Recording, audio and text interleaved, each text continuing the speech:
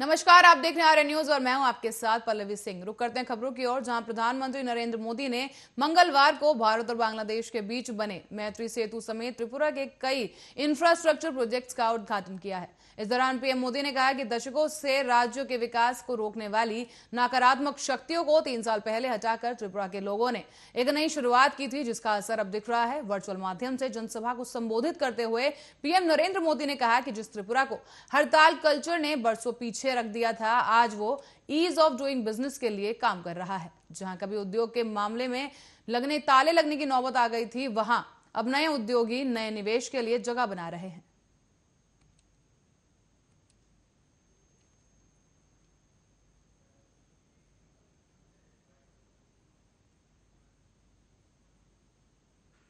वहीं रुक करते हैं उत्तराखंड की ओर, जहां बीजेपी के कई विधायकों की नाराजगी के चलते मुख्यमंत्री त्रिवेंद्र सिंह रावत की कुर्सी संकट में मंडराती हुई नजर आ रही है। आपको बता दें, मुख्यमंत्री त्रिवेंद्र सिंह रावत राज्यपाल बेबी रानी मौर्य से मुलाकात करने के लिए राजभवन जा रहे हैं। इस दौरान वो अपना इस्तीफा सौंप सकते हैं। हालांकि वो अपने हाथों से सत्ता की कमान छोड़ेंगे कि नहीं, ये तस्वीरें अभी तक साफ नहीं हो पाई हैं। लेकिन उत्तराखंड के सियासी इतिहास में नारायण दत्त तिवारी को छोड़कर कांग्रेस और बीजेपी का कोई भी सीएम अपने 5 साल का कार्यकाल पूरा नहीं कर सका है। इसके साथ ही उत्तराखंड का सियासी मिजाज ही अस्थिरता वाला रहा है। उसके साथ ही राज्य की सत्ता में बीजेपी तीसरी बार विराजमान है, लेकिन पार्टी का एक भी सीएम 5 साल तक कुर्सी पर रह नहीं सका है। तत्कालीन प्रधानमंत्री अटल बिहारी वाजपेयी की सरकार के कार्यकाल में भी 2000 में उत्तराखंड राज्य के सपना साकार हुआ था, जहां उत्तर प्रदेश के अलग होकर बने उत्तराखंड में बीजेपी की सरकार बनी और 2 साल में 2 मुख्यमंत्री बने।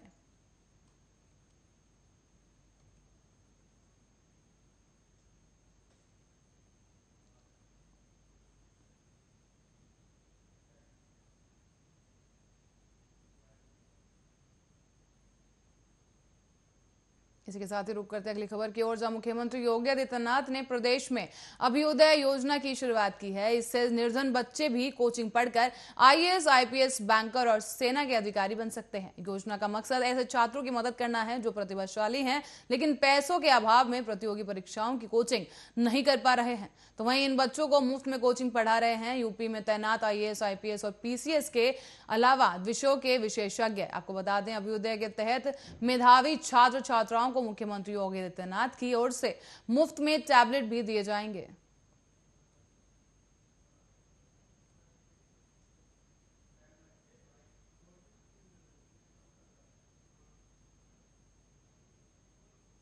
वहीं नॉर्थ वेस्ट दिल्ली की आजादपुर मंडी में बीती रात को एक युवक की हत्या की गई। हत्या के बाद शव को बोरे में बंद करके सीला गया, जिसके बाद मृतक के भाई को किसी ने फोन करके बताया कि उसके भाई की हत्या करके उसके शव को बोरे में डालकर सिला जा रहा है। मौके पर परिवार के लोग भागकर पहुंचे। जहां उस जगह पर पहुंचे तो देखा एक शख्स बोरे के पास खड़ा हुआ है। जब उससे पूछा कि इस बोरे में क्या है, तो उसने बताया कि इसमें कूड़ा है और वो फेंकने जा रहा है। परिजनों ने तुरंत बोरे को खोला तो बोरे में से शव बरामद हुआ है। इसके साथ ही पुलिस ने एक आरोपी को हिरासत में ले लिया है और आगे मामले की तफ्तीश की जा रही है।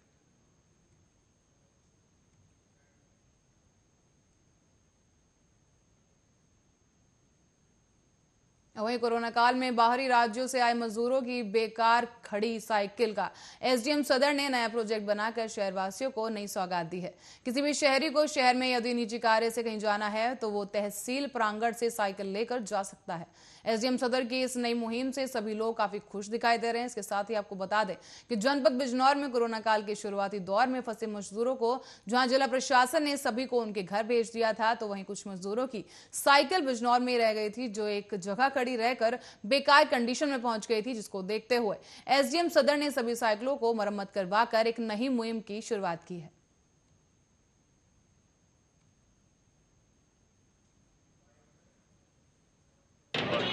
देखिए, जो कोरोना जब शुरू हुआ था तब बहुत सारे मजदूर बिजनौर से गुजरे थे और उनको हमने ट्रेन से भेजा।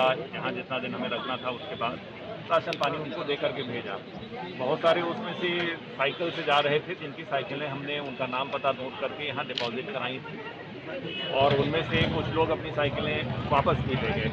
कुछ लोगों ने ये अनुरोध किया कि वापस ले जाना संभव नहीं है, अगर उसको मूल्यांकन करके भेज करके उनका पैसा उनके पास पहुंचा दिया जाए, तो वो भी हम लोगों ने किया। जिन लोगों ने ऐसा अनुरोध किया उनका पैसा उनके अकाउंट में हमने ट्रांसफर कराया। लेकिन ये साइकिलें चूँकि यहाँ रखी हुई थी और रस्ट यानी जंग लग रही थी, ख़राब हो रही थी, तो ऐसा एसडीएम सदर ने, हमारे विक्रमादित्य सिंह मलिक ने एक नया प्रोजेक्ट बनाया कि इसको शहर के निवासियों के प्रयोग के लिए एक तरीका निकाल करके उनके प्रयोग के लिए दिया जाए। तो ये बाइक्स ऑफ बिजनौर नाम से ये एक बनाया गया है कि कोई भी आदमी ये साइकिल ले सकता है और बिजनौर में कहीं भी, शहर के अंदर कहीं भी जा सकता है और दूसरे स्टैंड जो 10 बनाए गए हैं उन पर छोड़ सकता है। क्या इन पर शुल्क है कुछ? अभी 1 महीने तक हम इन पर कोई शुल्क नहीं ले रहे हैं। बाकी मरम्मत के लिए पैसे थोड़े बहुत जरूरत पड़ते हैं, तो 5 रुपए, तो 5 रुपए का शुल्क रखा गया। और अगली खबर हापुड़ से है, जहां हापुड़ में दबंगों ने एक मामूली कहासुनी के बाद घर में घुसकर पिता और बेटे को लाठी डंडों से जमकर पीटा। पिटाई में पिता और पुत्र गंभीर रूप से घायल हो गए, तो वहीं दोनों को गंभीर हालत में मेरठ रेफर कर दिया गया। साथ ही फिलहाल पुलिस केस दर्ज कर मामले की जांच कर रही है।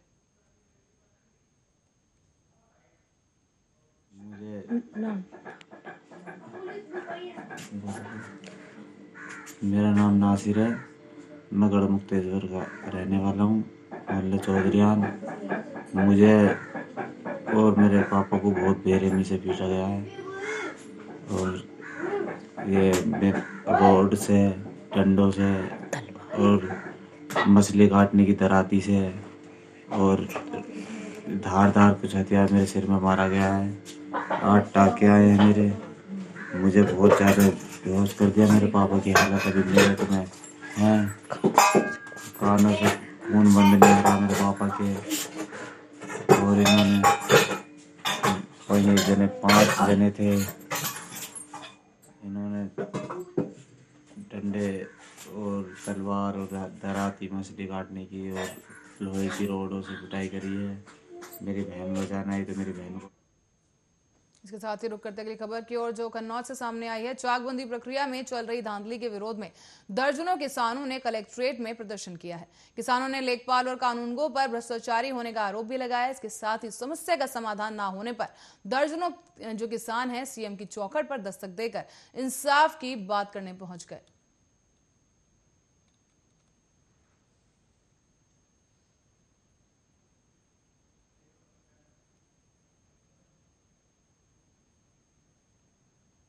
रुक करते अगली खबर की ओर, जहां नगर विकास मंत्री आशुतोष टंडन मुरादाबाद पहुंचे, जहां उन्होंने 2021 में होने वाले 22 करोड़ 36 लाख रुपए के 52 विकास कार्यों का शिलान्यास किया है। इसके साथ ही 8 विकास कार्यों का लोकार्पण भी किया गया और साथ ही उन्होंने नगर निगम के अधिकारियों के साथ मुरादाबाद में हो रहे विकास कार्यों की समीक्षा बैठक की है।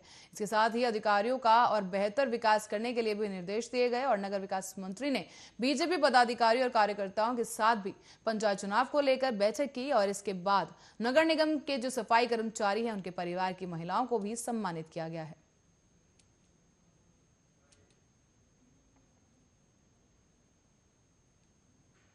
रुक करते अगली खबर की ओर, जहां हापुड़ कप्तान के जरिए सभी थाना क्षेत्रों में वांछित अपराधियों की धरपकड़ के लिए अभियान चलाया जा रहा है। इस दौरान संभावली पुलिस ने अंतरजनपदीय गिरोह को 14 सदस्यों को गिरफ्तार कर लिया है। आपको बता दें, संभावली पुलिस ने चेकिंग के दौरान गौ तस्करी करने वाले अंतर जनपदीय गिरोह को 14 सदस्यों को गिरफ्तार कर लिया है। इसके साथ ही बताया जा रहा है कि इन आरोपियों पर पहले से ही पशुओं को जहरीला पदार्थ खिलाकर हत्या का मामला भी दर्ज है। इसके साथ ही गौ तस्करों को अंजाम जो है वो देने जा रहे थे ये गिरोह, जिस दौरान पुलिस ने धरपकड़ कर 14 आरोपियों को गिरफ्तार कर लिया है।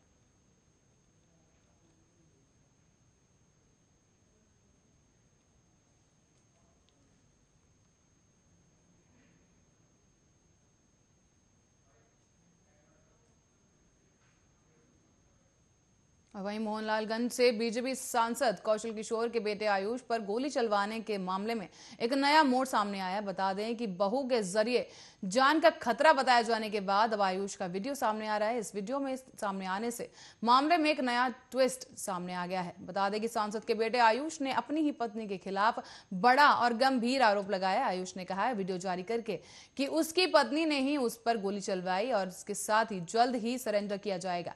जारी वीडियो में आयुष ने बताया है कि कैसे उसकी अंकिता से शादी हुई और फिर किस तरह से एक के बाद एक अंकिता की सच्चाई उसके सामने आने लगी।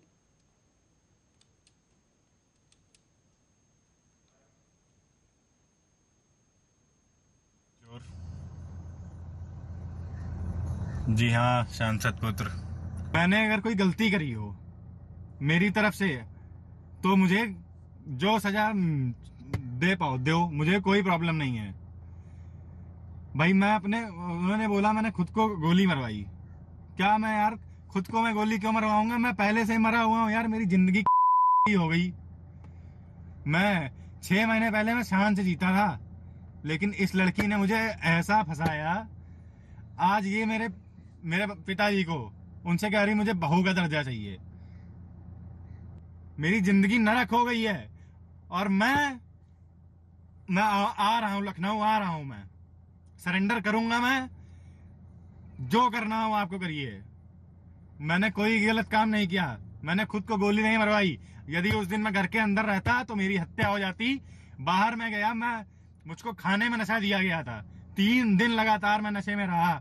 जब से मैं लखनऊ से बाहर निकला हूं तब से मैं 3 दिन लगातार नशे में रहा। मैंने अपना इलाज करवाया, सब कुछ करवाया, आज भी मेरी दिमाग की हालत ठीक नहीं है। उस लड़की ने मुझे दिया है, पागल कर दिया है। मैं आयुष किशोर। और इसके साथ ही रुक करते हैं अगली खबर की ओर, जहां पर पंजाब के विधायक और पंजाब एकता पार्टी के प्रधान सुखपाल सिंह खेरा के साथ चंडीगढ़ सेक्टर 5 के आवास पर परिवर्तन निदेशालय ने छापेमारी की है। जानकारी के अनुसार ये छापा मनी लॉन्ड्रिंग के आरोप में पड़ा है और आपको बता दें कि ईडी की टीम सुबह ही खेरा के घर जा पहुंची और जांच शुरू की गई। तो वहीं खेरा के वकील सरताज सिंह ने आरोप लगाया है कि ईडी की टीम ने उन्हें अंदर नहीं आने दिया।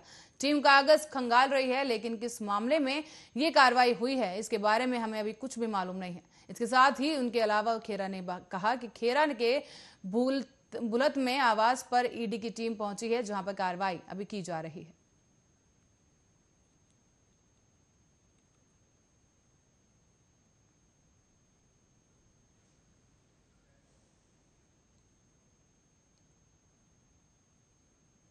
वहीं दिल्ली के रजौरी गार्डन में टूटी फूटी सड़कें देखने को मिलती हैं, जिसमें कार्यालय, जिलाधिकारी, पश्चिमी ऑफिस और बड़े बड़े मॉल के सामने कई सालों से टूटी फूटी सड़कें नजर आती जा रही हैं। शिकायत करने के बावजूद भी ना पीडब्ल्यूडी और ना ही एमसीडी और ना ही किसी विधायक को अभी तक किस तरह की कोई कार्रवाई सामने आई। इसके साथ ही रोज हजारों लोग यहां पर आते हैं, इसके बावजूद सड़कों की बदहाली पिछले कई सालों से टूटी फूटी बनी हुई है।